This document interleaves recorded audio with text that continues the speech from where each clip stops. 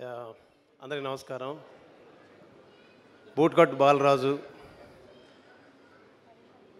Feb 2న వస్తుందండి. ఈ సినిమాలో హీరోగా చేసిన నా మిత్రుడు, మనందరి మిత్రుడు, మన హీరో సోహెల్ గారికి, అలాగే ఈ సినిమా డైరెక్టర్ శ్రీను గారికి, అలాగే ఈ సినిమా నిర్మించిన బెక్కం వేణుగోపాల్ సార్కి, పాషా గారికి, ఈ నలుగురు, ఈ సినిమా చేసిన ఈ నలుగురికి, మాది కేవలం వచ్చిపోయే పాత్రలే. ఈ నలుగురి కోసం సినిమా ఆడాలండి. ఎందుకు చెప్తున్నానంటే, సోహెల్ గారు, మన హీరో గారు ఈ సినిమాలో తన బ్లడ్ పెట్టేశారు. తన బ్లడ్ పెట్టేశారు. తన దగ్గరున్న ఆస్తినంతా పెట్టేశారు. తన దగ్గరున్న రూపాయి పోగు చేసుకున్న ప్రతి రూపాయి ఈ సినిమాలో ఇన్వెస్ట్ చేశారు. ఈ సినిమా కోసం తను దాచుకున్న, గల్లా పెట్టెలో దాచుకున్న రూపాయిని కూడా తీసి ఈ సినిమా కోసం ఇన్వెస్ట్ చేశారు. ఆ రూపాయి విలువ నాకు తెలుసు. ఆ రూపాయి ఎలా సంపాదించాడో తెలుసు. ఆ రూపాయిని ఎలా దాచిపెట్టాడో, ఈరోజు ఎలా ఖర్చు పెట్టాడో నాకు తెలుసు.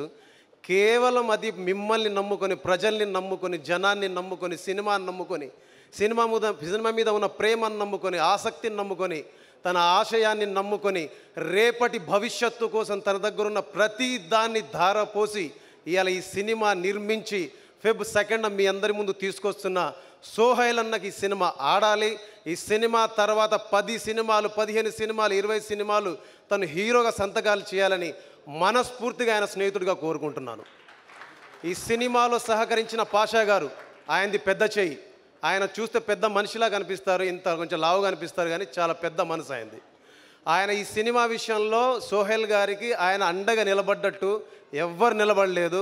అండగా కాదు, దండగా కాదు, నేనున్నా నీకోసం అని ఒక తండ్రిగా, ఒక తల్లిగా, ఒక స్నేహితుడిగా, ఒక ఆపద్ బాంధవుడిగా ఈరోజు పాషా గారు నిలబడ్డారు.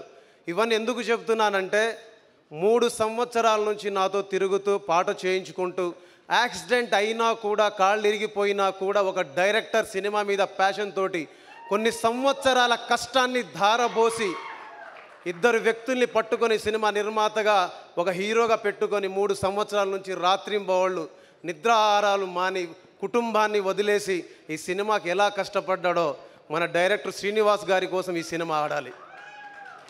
ఇవన్నీ ఎందుకు చెప్తున్నానంటేనండి, రేపేమవుతుందో ఈరోజు మనకు తెలియదు, ఎల్లుండి ఏమొస్తుందో ఈరోజు మనకు తెలియదు.